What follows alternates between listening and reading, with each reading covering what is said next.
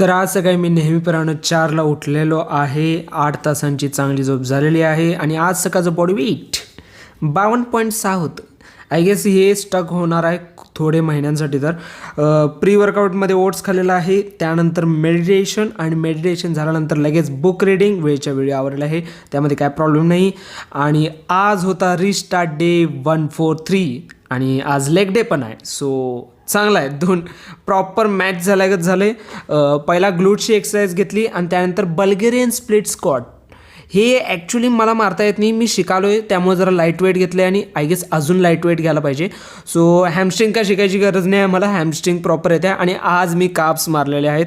Last leg डेला मला जरा नको वाटलं खरं, आज काप्स मारले आहेत आणि त्यानंतर फोरआर्मची एक्सरसाइज पण केलेली आहे. ही अशी रिस्ट कर्ल मारलेले चांगले वाटतात.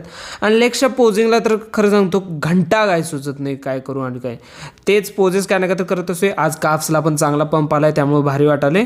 घरी आल्यानंतर पोस्ट वर्कआउट खाल्लेला आहे. आणि लिटरली कॉलेजला का चालू आहे घंटा काय कळेना, कारण की आज दिवसभर फक्त 1 तास झाला, बाकीचा वेळ आम्ही बकचोदी आणि गेम खेळण्यामध्ये काढलं आणि डबा खाल्लेलाच आहे. संध्याकाळी आल्यानंतर आजचं गाजर होतं आणि आय गेस गाजर मी बंद करणार आहे, कारण की मला डायजेस्टिव्ह इश्यूज वगैरे ते नाही आल्यात. सो उद्यापासून गाजर बंद आहे संध्याकाळचं. आजच्या दिवसाच्या total 14 steps done. Tomorrow restart again.